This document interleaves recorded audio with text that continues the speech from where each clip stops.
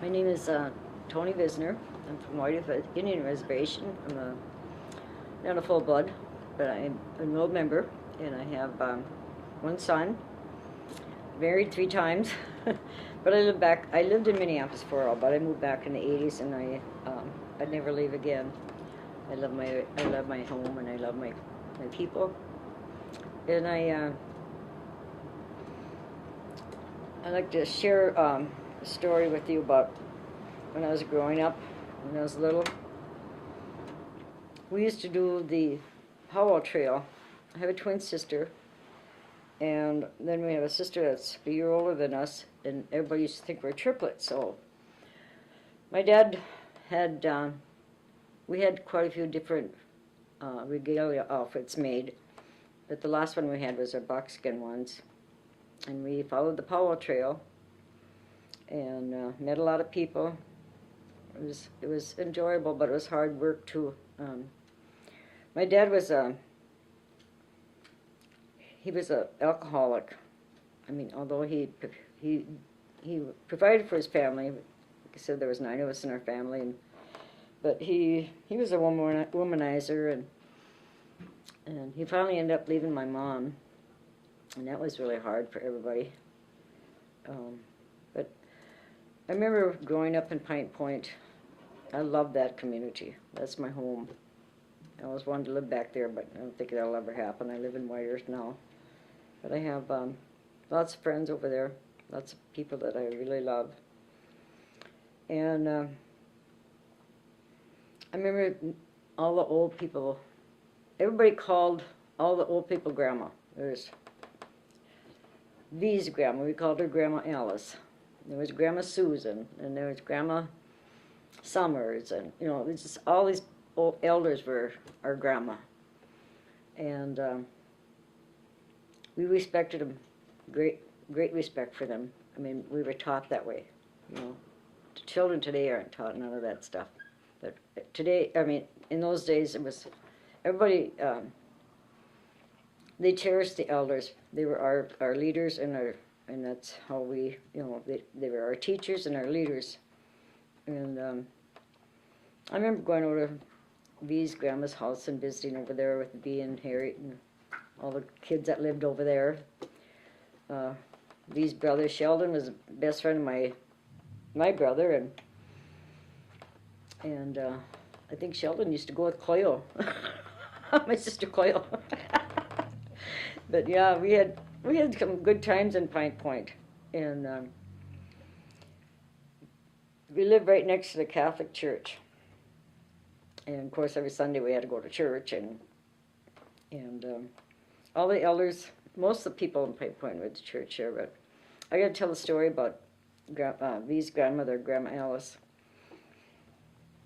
She had a son his name was Joe. Was he killed in a car accident? Mm-hmm. Yeah, he was killed in a car accident. Anyway, she had a giveaway. I think it was a year after he died. She had this giveaway, and she bought a big basket, a huge basket of everything you could think of that was in that basket. And she brought it over to the house, and she gave it to my youngest brother because his name is Joe. And she said to him, "I left something at the graveyard for you." So she said, "I want you to go get it." He didn't understand. He was only about maybe 8 or 9 years old. So my mom told him to go over there. So he'd come back, and he had this great big huge basket, and it had everything in it. Socks and undershorts and fruit and vegetables and you name it. She had it in that basket. And I'll never forget that as long as I live. That was so amazing to me. And at that time I didn't really understand the spirituality of the Native American, even though she was Catholic, they still had their beliefs, their Native American beliefs, and there was a lot of people that weren't Catholic that stick to their own spiritual beliefs, and that would be Medays. They were called Medewin, and they still have that. I mean, there's a lot of people going back to the Meday spiritual beliefs. I've had the opportunity to do it, but I chose not to. It's not that I don't respect it or anything, it's just that it's not me, you know. I have my own beliefs, I pray my own way, and so, I know the Creator hears me, you know. I'm very blessed, and I feel like, the kids nowadays, I wished they could be more caring, more respectful. It's just, there's so much drugs and stuff going on the reservation. We have too many people dying, too many young kids that are dying every week, and it's not good. And we never had none of that when we were growing up. We had, you know, I mean, there was alcohol, but I didn't start drinking until I was 21 years old, you know, and my mom was so strict with us, you know. I mean, she was really strict. Ask V. She'll tell you how mean my mom was. No, my mom wasn't really mean. She had to raise us by herself, so, of course, my older sisters were all gone, so there was just 5 of us at home. My oldest brother, he was in the service, so we were still in high school, and she was still working. I mean, she worked hard all her life. She was a school teacher, but she worked in the post office in Pine Point, or Ponsford, and took care of us, and she did a good job, I think. She did the best she could. She had this yard light, and every night she'd let us go, but as soon as it was turning 9 o'clock, she'd flick that yard light, you know, flick it off and on. That's when we had to come home. Well, one night I thought, well, I'll just wait a little while, you know. Little did I know she was looking for me. When she found me, she hit me over the head with a flashlight. I said, ouch, Mom. I said, that really hurt. And she goes, you're going to hurt a hell of a lot worse than that when you get home, she said. So I took off running and ran out.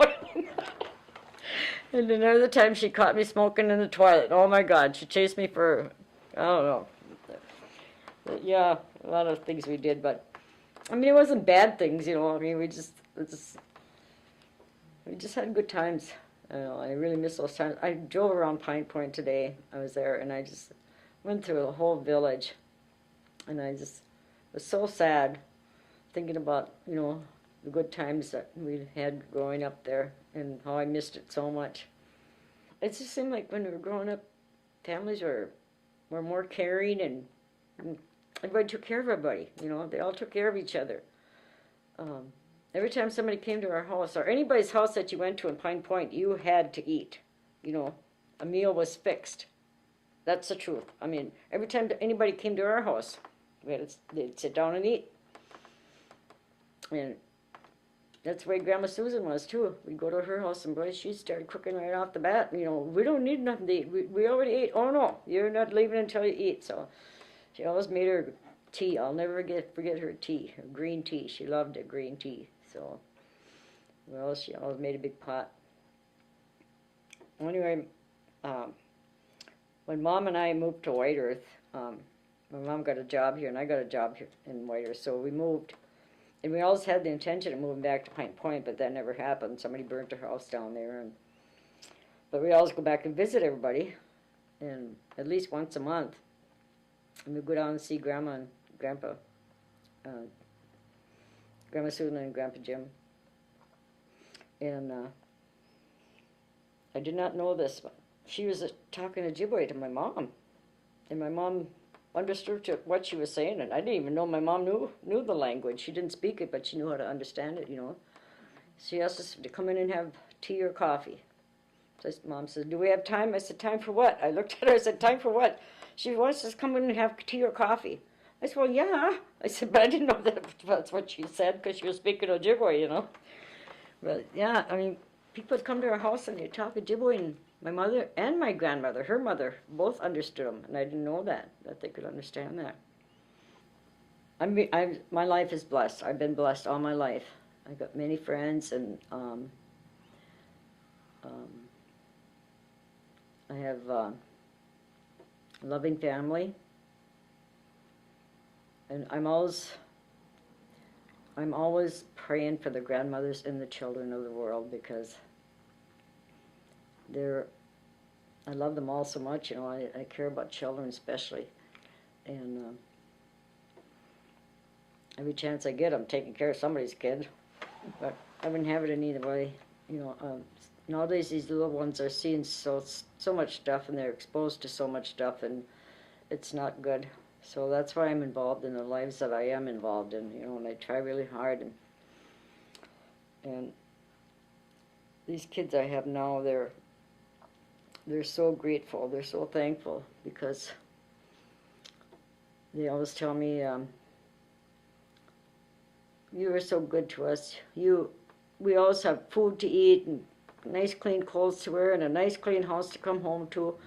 And they just, they're so appreciative, and that makes me feel really good. But I'm not doing it for notoriety or anything. I'm doing it because I love them, and that's the way I feel about everybody. Anything I can do to help anybody, I will. When there's a death or anything, I cook up a bunch of food and I take it to the wakes, and that's the way it always was, in Pine Point when we were growing up. When there's a death or anything, they'd have these wakes, and everybody would cook, bring food, and that's the way I was taught. So I still do it, It makes me feel good. I feel good about myself when I do it for others, and so I wasn't like that at one time. I'm an alcoholic. I've been sober for 40 years too. And, well, not 40, probably 30. But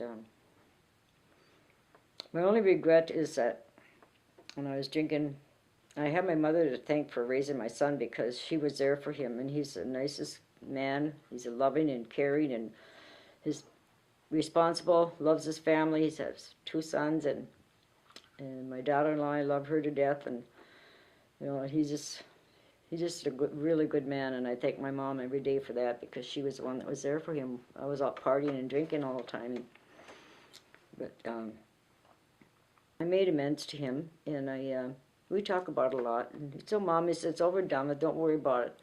I said, but I do, he knows how much I love him. I always did love him so much. In fact, when he used to come home drunk, I'd wake him up, kiss him up and hug him up, and he'd get so mad at me, But